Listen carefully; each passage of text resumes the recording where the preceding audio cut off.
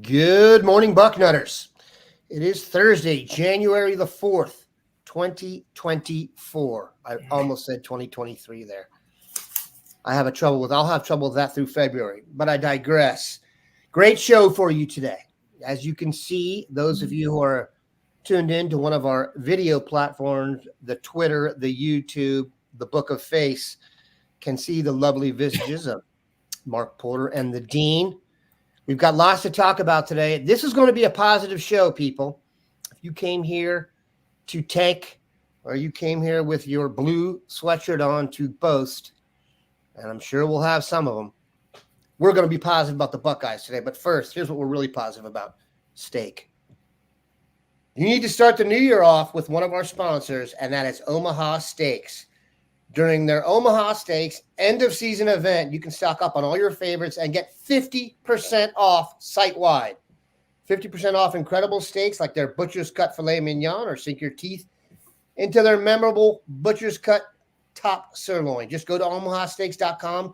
Plus, when you use the promo code Bucknuts50, excuse me, I got the wrong one up here. Let's do this.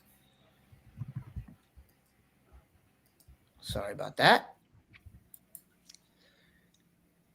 If you look at the ticker now, you can see it. Use the promo code Bucknuts to get an extra $30 off your order. Nothing fights the winter blues like a delicious and satisfying steak from Omaha Steaks. You get 50% off site-wide. Again, with Bucknuts, that's $30 off on top of that. So you're talking about a $200 order for $70. That's good steak. 5 generations of family-owned expertise means uncompromising value you can trust. Every steak and every entree is flash frozen, vacuum sealed, and ready when you are. All backed by their unconditional 100% money-back guarantee. Every purchase is backed by their unconditional money-back guarantee. As I said, head over to omahasteaks.com, score 50% off site-wide today, and use the code Bucknuts for an extra $30 off at checkout. All right. There's been plenty of chatter here, people, about comings and goings, and we've maintained that it was uncharted waters. Uncharted waters meaning we didn't know what was going to happen. And now things are starting to happen. Very confident that Ohio State, either today, tomorrow, sometime this weekend, will announce they have added quarterback Will Howard out of Kansas State. That is a big deal. He was a Big 12 champ 2 seasons ago. Had a good season this year and was looking for another spot. Very interesting to note that I went and watched all the Kansas State podcasts. Power Cat is our 24/7 sports brethren. And watched the podcast the day Will Howard declared that he was going to enter the portal. And their overall vibe was that he was not looking for money as much as he was looking for an opportunity to get better for the NFL. They also stated that had this not been such a deep quarterback draft already, he would have headed for the NFL. So, Bill, you've remained positive, believe it or not. You have an article today about that. Let's focus on Will Howard and what you think the impact will be, and just kind of the general run up to here. You've kind of been on this for a while. Yeah, he was one of the 2 guys I mentioned early, Will Howard, Riley Leonard. Riley Leonard, I looked at him as a guy that, while he's a really good quarterback, I did not see him ending up at Ohio State, and most people didn't, I believe.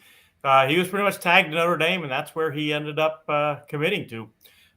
Will Howard, on the other hand, he is making his visit to Ohio State now. And as you mentioned, Dan, I would be very surprised if he is not soon a Buckeye, and that is huge.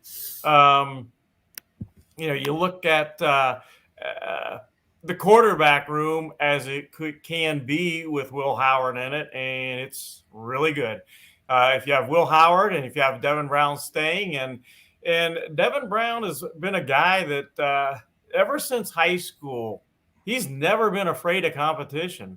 I remember talking to him back then and talking to those around him, and they said, hey, this kid is not going to back down from anyone or any competition. So even Will Howard coming in, I don't think that means exiting necessarily for Devin Brown. I think he could stay. And if he does, and if Will Howard is in, then you've got those two. You've got Lincoln Kienholz, you've got Aaron Nolan, and then you've got Tavian St. Clair right behind him. That's really, really good.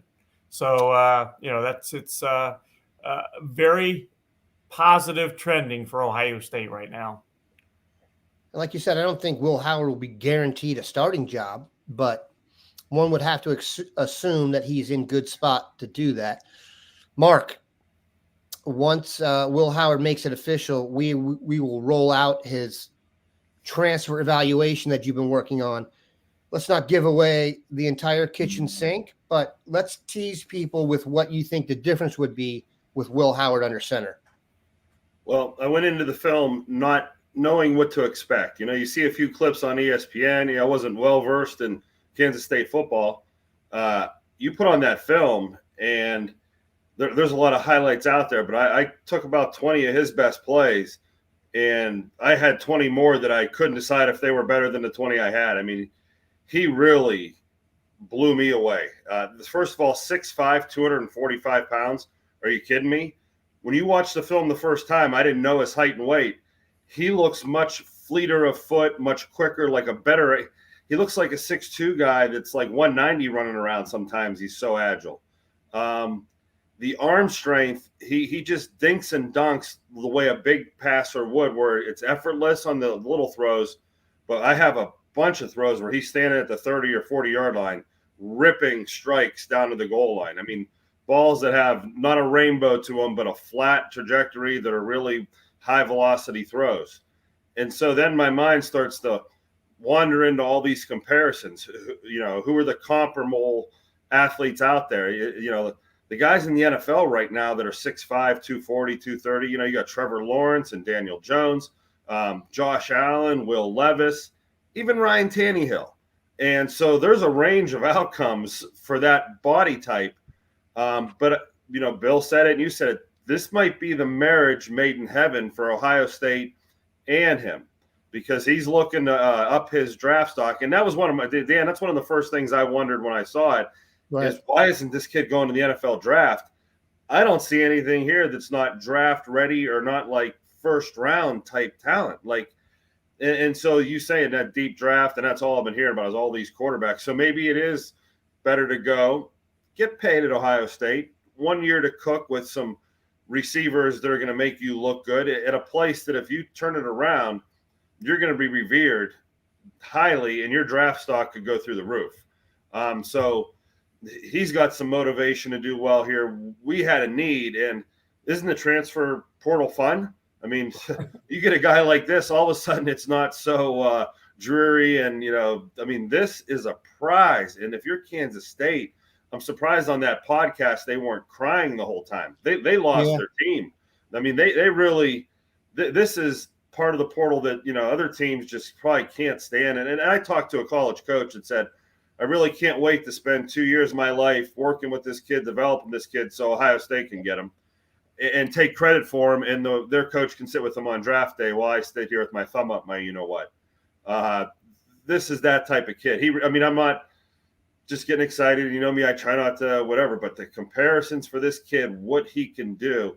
Kyle McCord is a backup right now, and it's pretty clear that there isn't going to be a quarterback battle. This is the guy if he ends up at Ohio State. I didn't say that last year about the other quarterbacks coming in. This guy he's here to save the day. I think Kyle's got a decent shot to start at Syracuse. You love to mix up Kyle and Devin Brown. Yeah, Devin Brown. I Brown. digress. Here's what's interesting about the Kansas State vibe. I think they all felt he was going to leave.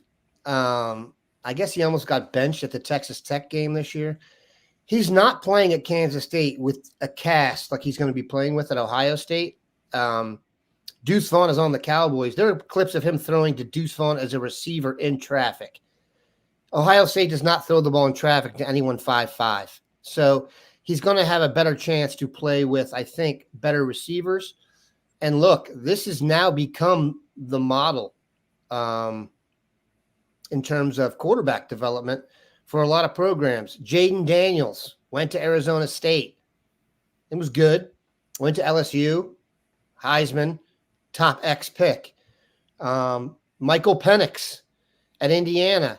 How many of you watched Indiana when we played them and thought, man, we need Michael Penix so badly here. He would fix everything. I'm going to guess the over-under on that was 0, okay?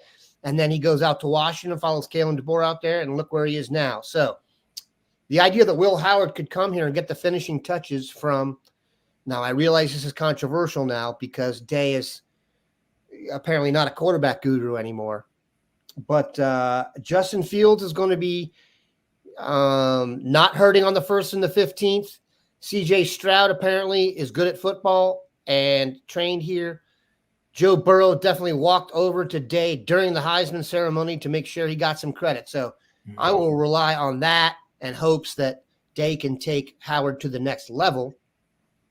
Bill, I may have buried the lead. I was so excited to talk about him and the throwing. The first 5 plays, I put in run plays. And wow, I mean, he can fly. I mean, this is the quarterback run threat that we've been looking for. And at 245 pounds. You're falling forward. Yeah, I mean, there were a lot of goal line runs, a lot of play action, rollout bootlegs where he takes off running. There were probably 10 or 20 runs I didn't put in there because we didn't have all day to watch everything. But there are secondary guys that are struggling to run with him. He's running away from linebackers. It's really impressive that the type of height, weight, speed athlete you're getting here, and just throw the quarterback stuff out of it. He's got a little Terrell Pryor type of look to him, how long he is and what he can do when he gets to the open field. And Terrell is maybe a half a step faster, but this guy can run. And when I mentioned some of those quarterbacks, Ryan Tannehill, he can run like no tomorrow. And Trevor Lawrence gets out, and Daniel Jones had one of the fastest top speeds in the NFL, like 22 miles an hour. I mean, so some of these big guys are deceptively good runners, and if you're going to add that to the game, I know Buckeye fans have been crying for an athlete. Devin Brown was going to bring a little bit of that to him. And, a couple of the plays I did in Buckeye in the Sky, they were designed runs for Devin Brown's quarterback draws, and we hadn't seen that. So it's not like we won't do it. We just got to put the guy back there, and the playbook will cater to him. And how much does that help your red zone offense, being able to run as a quarterback? Again, I hate to keep comparing or even mentioning Joe Burrow, but how many times have I watched him with the Cincinnati Bengals and they're at the 8-yard line or whatever, and they run a quarterback draw with him? He goes right up the middle, almost untouched for a touchdown. Because nobody's expecting it, Bill. And this is the guy that can do that. Devin Brown package, you don't need to have necessarily a Devin Brown package at the goal line because Will Howard can do that. I didn't put in all his 5-yard touchdown runs because a lot of them he went in untouched because as he would pull out of the fake or the bootleg, it's not really a highlight or whatever, but it speaks to what the defense has to honor down there when you bring the feet. But he also had a little Tim Tebow package, and I did include one of those. You know how they fake the run and they come back and they do the jump pass. And, I mean, if you're the offensive coordinator, you're saying, boy, look at all the options you've now given me down there, and we are not going to be handcuffed down at the goal line to just plow it in behind 2 tight ends and, hope for a little push. Yeah, he's an athlete. I don't know if he played basketball in high school, but I bet he did. And I bet he could shoot, get you a few balls. He's just a good athlete, man. And he runs, like you said, the Daniel Jones comparison to me is probably the most apt. And for those of you that look, he hasn't done great in the pros.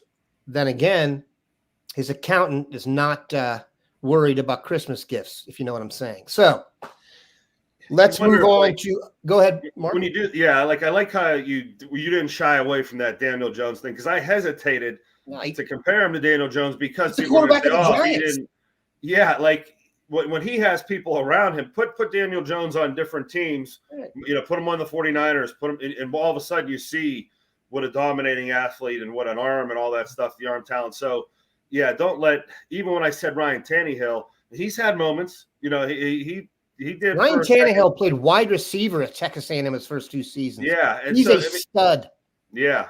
So when I said him, I'm like, oh, that's kind of, but it's hard to find. And I didn't want to go right to Josh Allen. I didn't want to say, oh, he looks like Josh Allen, but he does. All those guys could be Josh Allen. You know, they're all a situation away, maybe a little chemistry in their brain away from having Josh Allen-like moments. But Josh has done it obviously on a great team, and stole the limelight. I mean, Trevor Lawrence, the same thing. These guys all have elite talent and arm strength and mobility. So I put them all in a bunch there, and it's a compliment, even though some of them haven't won Super Bowls in the NFL and that type of stuff. Yeah, Lawrence actually, do you remember the game we lost, the playoff game we lost to him? I think his legs actually helped him out more than his arm. There was that run down the sideline, and I truthfully have not been super impressed with Lawrence as a pro. The Michigan Trolls. I get Michigan and Maryland confused a little too much for anybody's taste here. All right, let's talk about another bout of good news, Bill. I think we're allowed to. Much talk about who was leaving, who was staying. There was also a lot of fear when Ohio State had some guys hit the portal in large numbers, and we were told it was a sign of culture. Then Georgia topped us. Then yesterday, Alabama had guys hit the portal, which lets you know this. Guys who come to Ohio State, Alabama, and Georgia that don't start are most likely going to leave now. That's a fact. Why? Because they are better than guys on other teams because they were recruited by Ohio State, Alabama, and Georgia. Okay? Guys who are 5- and 4-star guys aren't going to sit on the bench for more than 18 months before someone gets in their ear. Now someone's getting in their ear with a check. They are going to leave. Now, this doesn't matter for Ohio State in a lot of ways. The example I will use, Bill, and you can talk to this one maybe, is Noah Rogers. Okay? Noah Rogers was good enough to play at Ohio State. I don't think there's any question about that. But the depth chart is stacked. He's not going to play over Emeka Egbuka. He's not going to play over Jeremiah Smith. Okay, whether he would have played over Brandon Ennis and some of the other guys or Carnell Tate, I guess he could have battled it out. He wasn't ahead of them on the depth chart. He's going to be the number 1 receiver at North Carolina State next year, would be my guess. You just got to replace those guys in the portal. You just got to replace those guys some other way.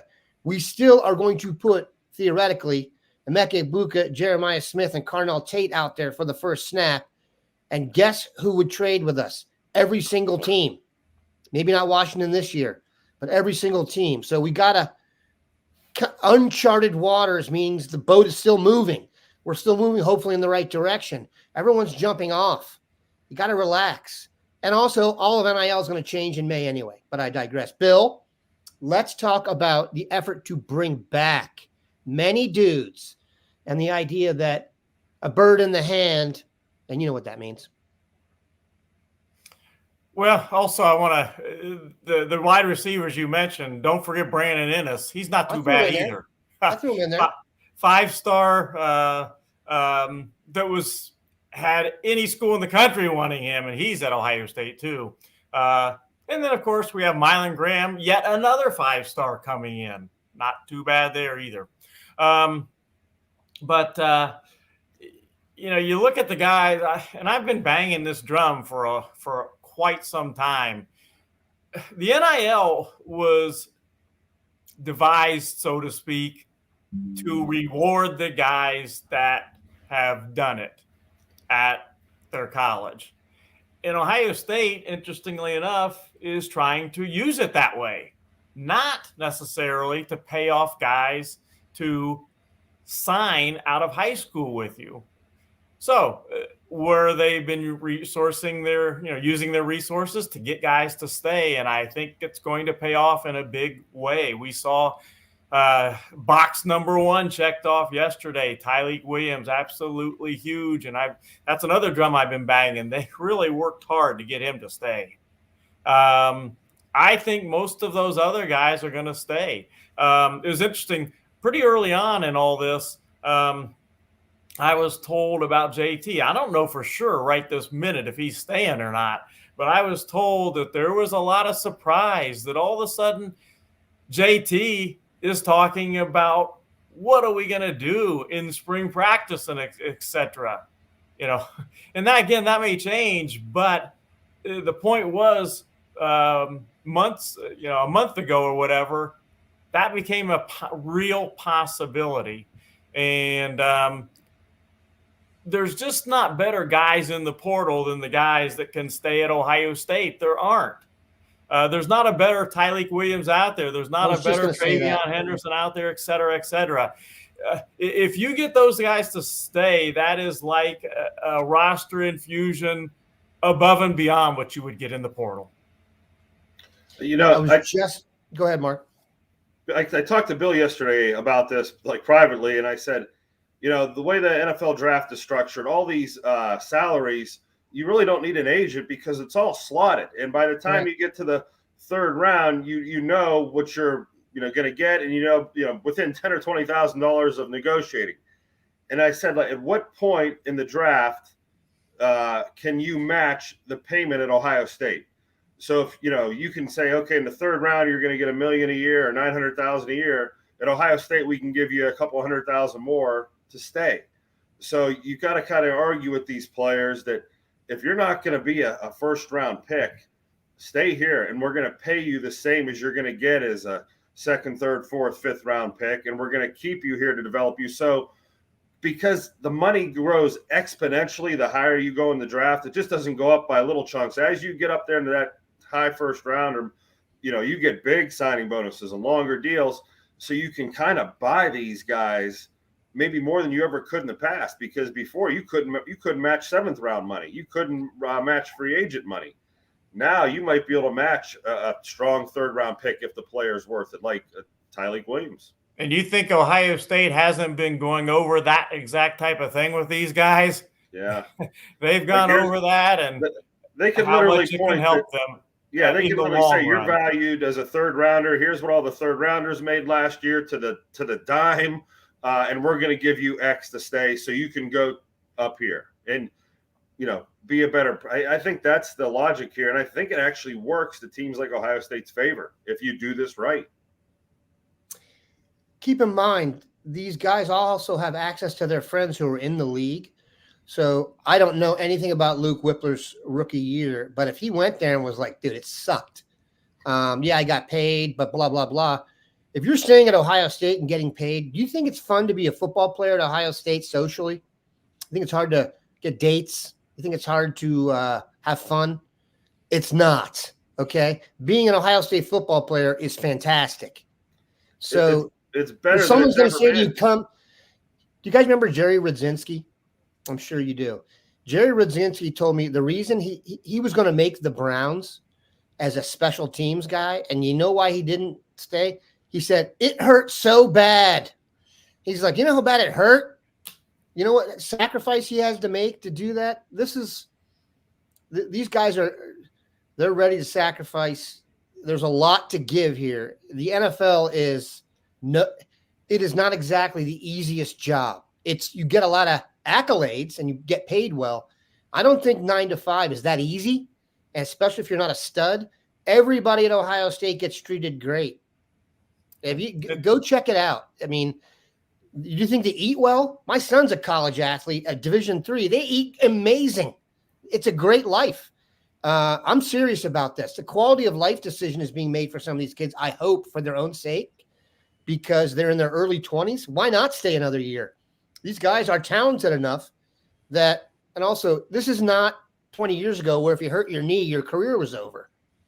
If you're good enough now, you're going to the pros. So, all right. Speaking of hurting, let's call a timeout. I need to read an ad, Bill, so we can pay for your next comment. Give me 1 second. Factor meals, we're back. This is some good stuff here. I'm serious about this. You may see ads for TV dinners and stuff. These are not TV dinners, man. The Barstool Sports did that Survivor Series sponsored by Factor. This is some good stuff. Get started on your resolutions with Factor so you're ready for the new year. Factor's ready-to-eat meal delivery takes the stress out of meal planning and sets you up for success in the new year. Skip the grocery stores, prep work, and cooking fatigue. Instead, get chef-crafted, dietitian-approved meals right to your door. 35 meals to choose from per week. Keto, Calorie Smart, vegan, veggie, and more.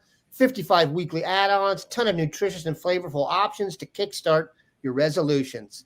When things get hectic, Factor is flexible. Change your order up every week with plans from 4 to 18 meals per week, or pause or reschedule your deliveries every time. Head to factormeals.com/Bucknuts50.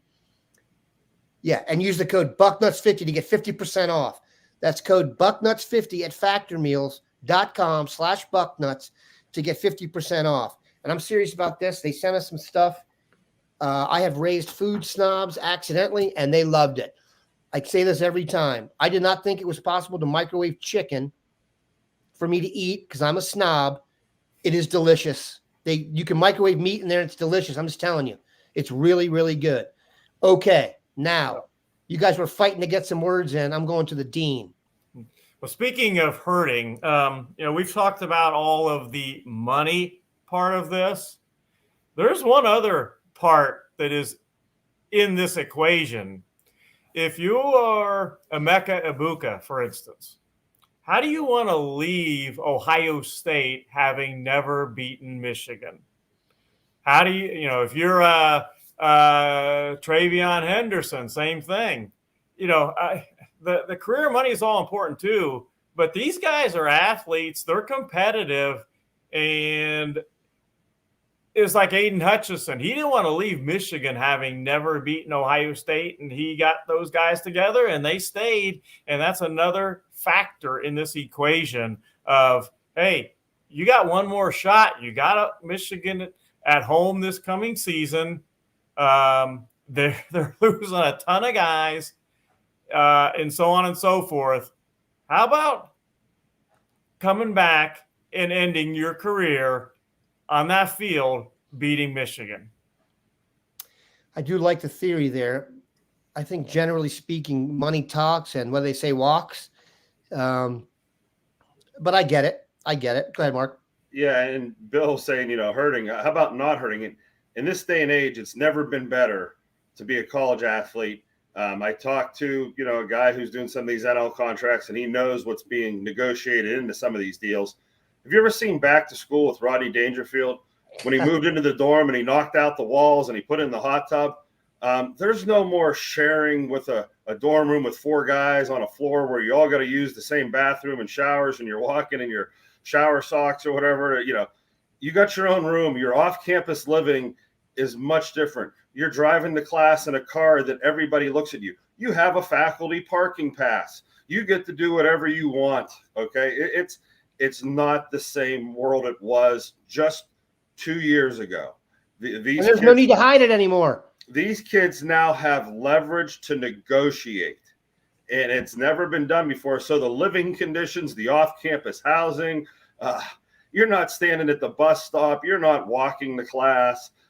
You're enjoying life on a different level. And I know that's a digression from what you were talking about. But, yeah, if you're trying to talk to some of these kids into coming back, think of some of the things you're going to have to – hey, we're going to – how veterans in the NFL get like Tuesdays and Wednesdays off? Guess what? Negotiate that in. Make sure you have some health days so you're not getting beat up a little bit. I mean, it's a different – talking to the agent, I was blown away by the things these kids want to bring to the table. And it's just mirroring the pro game, the same things those guys want, little rights for us. We want some rights. We just don't want to be treated like pieces of meat, but now it's here in college football. The most important thing you said there was a reference to Back to School. Just an amazing film about Thornton Mellon. The best part about that thing is where he gets Kurt Vonnegut to write his term paper on Kurt Vonnegut and gets an F. That's hilarious. He also has the greatest, one of the funniest things I've ever heard in a movie. This is going to get a little blue here, but when he's in the hot tub with the girls and his underwater and his girlfriend walks in, he's like, "Hey, Diane, meet my nieces." All right. Anyway, Tyleik. If you haven't seen that, you just earned 2 hours of joy from Mark and I that you were going to go rent. I don't know if the dean likes the R-rated comedies, but we shall see. I do want to say Tyleik. I see that question there, and that's to me that's a no-brainer. Oh, absolutely. Hold on a sec. Let's read the question. Todd Cowie, for those of you on the pod, who would you rather have stay if you could only have one, Tyleik or Mike Hall? Look, Mike Hall has a gift that's going to be rewarded in the NFL tremendously, and that he is blessed. He's always been this way. He has as good a first step for a defensive lineman as I've ever seen. He had it in high school. I've never seen anybody overrun more plays in high school than Mike Hall because he was blasting by the dude.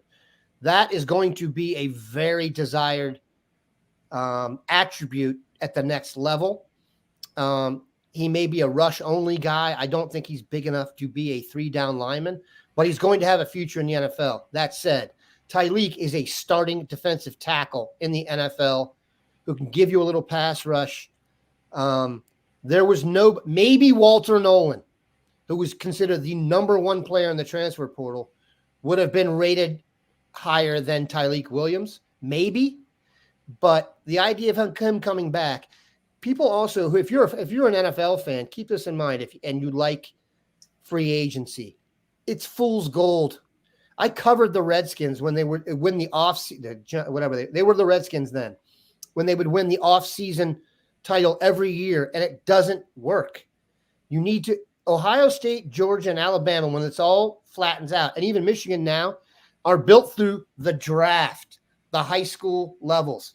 Ohio State's still going to get the best high school players and build with guys who have been here longer. I don't think there's any chance that's going to change. Bill. And by the way, I'm not putting down Mike Hall one bit. Yeah. He's a good player. I like him a lot. I'm just saying I love Tyleik. Yeah. Tyleik has improved as a Buckeye as much as almost anyone. He wasn't as highly touted as some of the other guys on the line. I think you could make an argument. I think you can make a strong argument. He was their best defensive lineman this year overall. If you're grading them out. Jack Sawyer played his best football the last month of games. There's no question about that. But in terms of the season, I would have to vote for Tyleik. All right, let's talk. We will not have another show before Saturday, Bill. And I'm going to use the word hopeful. There are other words I'd like to use. But there will be some commitments this weekend. One very important commitment to Ohio State and really to this show, because I don't know what we're going to do on the show if it doesn't go well.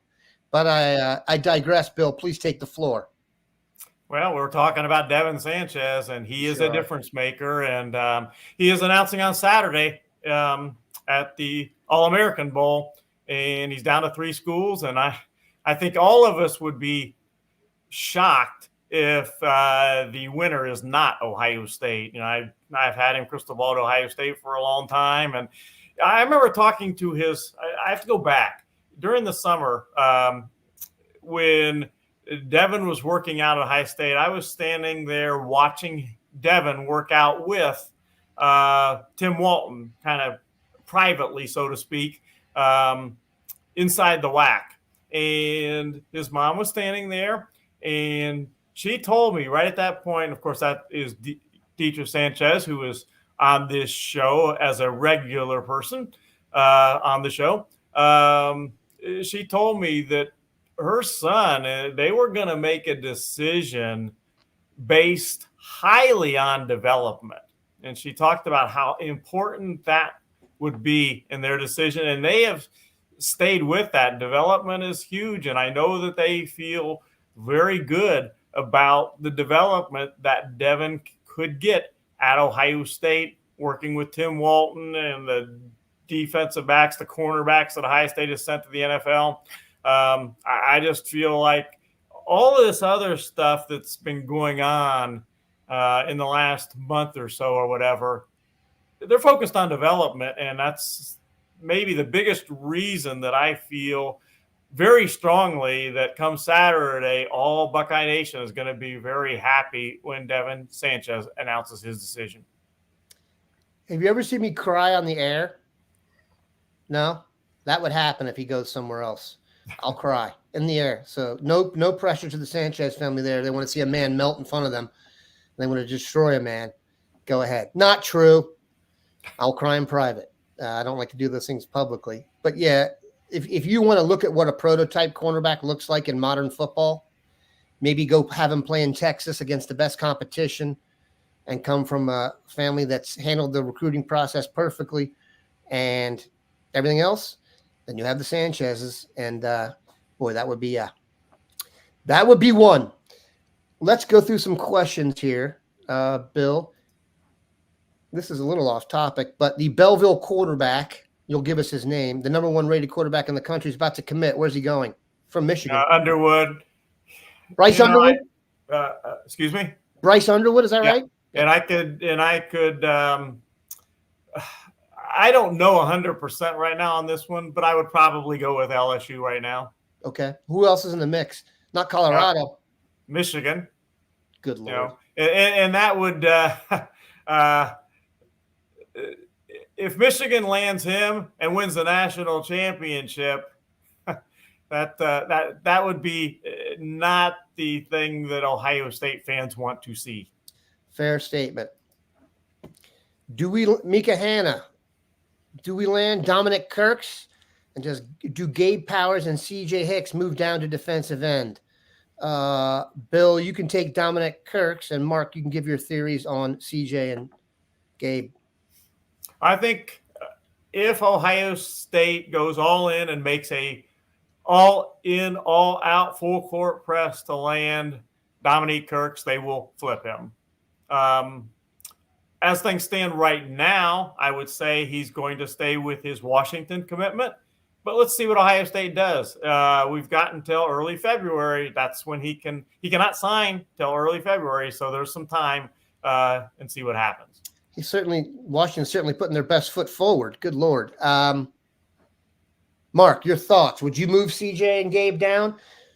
CJ got in the game and looked like things were moving pretty quickly for him. First, the Dominique Kirks thing, that keeps coming back up. With all these guys leaving in the portal, I think you're going to see Ohio State be able to take more chances on players in Ohio. And maybe in a class that Kirks wouldn't be a part of now, that door is open for him to be a part of it. And other kids like that in Ohio. I think you're going to see, we never really had extra scholarships available. It was always such a pinch, but with so many more openings, okay, that's part of that question. Now, I'm always a bump down guy. Sonny Styles, I think we'll start with him, even though he wasn't a part of this question. You look around the NFL and you look around, college football, you don't see guys his size in the secondary. It just a very Sean Taylor was a pretty big guy back there. Taylor Mays was the guy that was really 6'4", that the Bengals, everyone kept, the Niners gave him a shot. He was from USC. But I try to think of guys that are that big and long, and it's like a square peg in a round hole. It's kind of overkill back there. What you need is guys who, it's really cool from the fan standpoint. And when you're playing video games, it's awesome to have like these freakishly big guys at different positions. But so I'm always with the bump down theory. Put him where he's scarier. And even like a Sonny Styles, I wouldn't be surprised if he was a defensive end, in my world. Get him to 250 and have that elite speed coming off the edge. I'm crazy in that direction, or overemphasizing the bump down theory. So, of course, I would say that, it might be a reach for CJ Hicks to play defensive end, but it's also a reach for tackles to deal with his speed and quickness off the edge. They are at a severe disadvantage if he can add the weight or whatever. So I like bumping guys down just as a theory, as a scouting thing. That's what everybody does. Everyone from high school, it's a linebacker, usually goes to defensive ends. Defensive ends go to defensive tackles. It's a whole thing. And on offense, it's the same way. Big receivers go to tight end. Tight ends end up at tackle. You see where I'm going. Slow, big tailbacks end up at fullback or something else, or linebacker. So I'm always looking for the next step for the athletic progression, I guess is the way it is. You get paid more if you rush the quarterback, too. Everyone's worried about moving a linebacker down. Linebacker has become the running back of the defense. I actually think there's going to be a correction on this in the next draft, because if you look, several of the teams that are in the mix here down the stretch in the NFL are poor at linebacker and need help there. We've kind of like you're saying, that position has been hybrided out. It's like the classic middle linebacker. The Chris Spielman where would he be? Roy Williams, when he played safety for the Cowboys, where would he be? So, it's changing, definitely. But the one thing that doesn't change, if you can bend and get around the edge to the quarterback, you're going to be a rich man. And it's all player ego. And a story about myself and player egos. I was a tight end, and in high school, my sophomore year, the varsity coach said, "Mark, you can come play varsity offensive tackle on Friday night, or you can be the JV tight end." I said JV tight end and walked out of his office. Right. And he tells that story to this day because, I don't care. I want the ball. And the ego of a young athlete is something that is just delusional. And I was as delusional as any, but it's an insult for a tailback to play fullback. It's an insult for a tight end to have to go play tackle. It's an insult for a receiver to go. And I don't know why it's thought of like that to the male ego or the male. It's like saying you're not a good enough athlete, which cuts. It's like telling a female that you weigh 10 more pounds than you do. They just don't want to hear it. It would be the biggest insult you could say to a woman, that you're 10 pounds heavier than you should be. That's what it's like when you tell a tailback he's going to fullback. The tears would be the same. You might be struck also. That's what I'm saying. Like, I'm sorry to bring the females into this, but I think they would understand immediately what an insult that would be. Like, hey, in that picture, you look 10 pounds heavy. Yeah, you're done. You're gonna, that picture is deleted from existence. And that's the same thing when Mark Porter was told go play tackle instead of tight end. I'll do it in front of 35 people on a Saturday morning instead of 1,000 people on Friday night. Anybody who's coached Pee Wee football, the first time you go out there, the bigger kids know they're going to the line, and you ask them what the position they want to play. Here's what every single one of them is going to say: tight end. Because they're like, my dad told me I was going to have to block. Can you at least throw it to me once or twice? And he was like, no, dude, you're a slobber knocker. All right, Mika Hanna, update on Tackett Curtis. So Tackett Curtis, there was a long time I think we thought the Louisiana linebacker was going to be a Buckeye. He chose USC. Jim Knowles was a fan. We know there was at least some early contact. We're going to ask the dean, do you expect Tackett Curtis to ultimately land in Columbus? Well, there has been mutual interest. Ohio State reached out right away. Jim Knowles reached back out to him right away after he entered the portal. Tackett is interested in Ohio State as well. So there has been and is mutual interest there. But when all is said and done, I think it's more likely that he ends up somewhere else than Ohio State. Keep in mind, if you're going to come to Ohio State as a transfer, you probably want to start. It's hard to come in as a transfer and start at Ohio State. It's hard to come in as a transfer and start at Alabama, Georgia, those teams. Who are you going to replace? I mean, sometimes they have an obvious hole at receiver. Alabama's struggled with that, and they'll go get someone individually. But these aren't the easiest places to get on the field, man. You got to be pretty freaking good. And by the way, earlier we talked about the guys coming back and retaining them and all. Ohio State is hoping to get have a lot of those 4th and 5th year guys like Michigan has had the last 2 years. Cody Simon is staying. He's already said that. I think he's going to have a good season, and there's a reason he's staying. He knows he can really help his draft stock, and he's got a chance to be a big contributor for Ohio State next year. Yeah, when you're looking at possible transfers to add to Ohio State, this is just how I go about it. One, did they have a pre-existing relationship, and were they offered during the high school recruiting process? For 2 reasons. One, they obviously like the player, and 2, you have a chance of an established relationship there. Second thing I look at is where they're from. Guys tend to transfer I think when they transfer, I think you have a good chance to kind of bring them closer to home at that point in time. And then you got to look, did they play?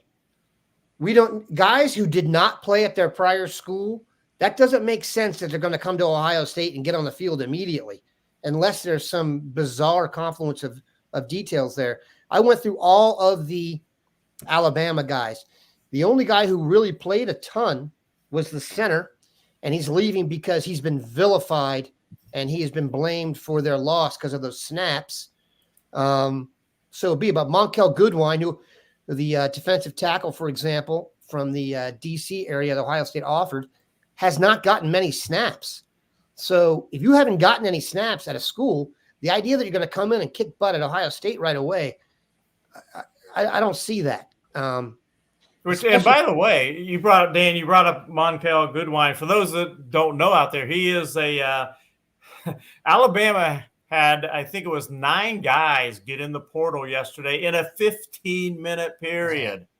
That was interesting to say the least. Montel Goodwine was one of those. He's a guy Ohio State definitely recruited coming out of high school and offered him a scholarship. But the guy there, I think, is the interesting guy, at least to me right now, that was among those 9 is Seth McLaughlin. He is was the center for Alabama. And we saw he had a few missed snaps, I guess you would say, against Michigan. But he's not a guy that sat the bench at Alabama. No, 2-year starter. Yeah. And while Ohio State, I don't believe when he was in high school offered him a scholarship, he is from Buford High School in Georgia. I was going to say. And that just happens to be where Edric Houston is from and where Ohio State recruits a lot. So that to me is a little bit of an interesting guy out there. Do you think Buford would do well in the college football playoff? I've never even heard of anything like that. Buford, the northern suburbs of Atlanta right now are just unbelievable when it comes to talent. All right. I like how everyone wants to move to guard. Yeah. Well, I think they're just assuming let's get them, but no snaps. Jermaine Runnels asked, any updates on the Troy? Oh yeah. Offensive lineman that's visiting, Bill. I didn't really understand the question. Yeah, that's Derek Graham from Troy State, 6'4", 315-pounder. And he's a guy that another interesting guy to me. His people, when I posted that story, said, oh, Ohio State going after a great one, a Troy State guy. Well, his dad, Derek Graham Sr., played at Appalachian State. And in fact, I believe Troy State beat Appalachian State this year, by the way. But anyway, Appalachian State, not exactly your hotbed of college football powers. His dad had an 8-year career going from Appalachian State, an 8-year career in the NFL. And you got to be pretty darn good to play 8 years in the NFL on the offensive line. So Derek Graham, a 6'4", 315-pounder, almost the exact same size his dad was in college and into the NFL. He's a guy that played right tackle his first year at Troy, moved to left tackle this past season. And he's an interesting guy. He did make an official visit to Ohio State yesterday. He is considering the Buckeyes. He is still he's making 4 visits, if he takes them all, 4 visits in a 5-day period. And Ohio State is one of them. Texas A&M is another. Missouri, they aren't too bad, is another. And Pitt is another one. So, we'll see what happens. But again, he did visit Ohio State yesterday, and the Buckeyes are in consideration there. Last question, and this is another guy that came up, Lance Hurd, 5-star. And I get that when these guys come up, no pun intended, that you've heard of, it's like free agency. You want to hop on the bandwagon. I would really encourage everybody when this happens to use your membership and exclusive access to content to go to the message board or the stories written by the people covering the team. I don't get the sense that LSU is that bummed Lance Hurd is leaving. Your thoughts? Well, I actually had in my column, I think it was 2 days ago, had an item on Lance Hurd, and you mentioned going to our site and reading the material. I had an item on Lance Hurd. He is an offensive lineman, and he was a 5-star guy in high school, but did not start a game at LSU this past season. To make what could be a long story short, I'll just say do not expect him to end up at Ohio State. And, he's just not a guy that is going to end up at Ohio State unless something were to drastically change, which I don't expect to happen. So when we say uncharted waters, and I'll end it with this, that's going to be the offensive line here going forward. If they don't improve the offensive line in any way, then we're in trouble. But I'm going to hold out hope here, and I actually am pretty confident that when all is said and done, they will have a better offensive line next season, because they absolutely have to. We can't go through another game like that. So keep it locked to Bucknuts. I know there's a lot of questions about the staff, etc. We are on that. Don't want to come out and talk about people losing their job before we know about it. But once that stuff happens, if it happens, it will be here on Bucknuts. We're all over the portal. We are going to be all over the commitments from the All-Star games this weekend. You want to have it locked in here. We really hope it's good news. If it's not, I don't know if this podcast will continue to go on. No pressure on the Sanchez's. We appreciate Mark and Bill stopping by. Have a good one, Bucknutters.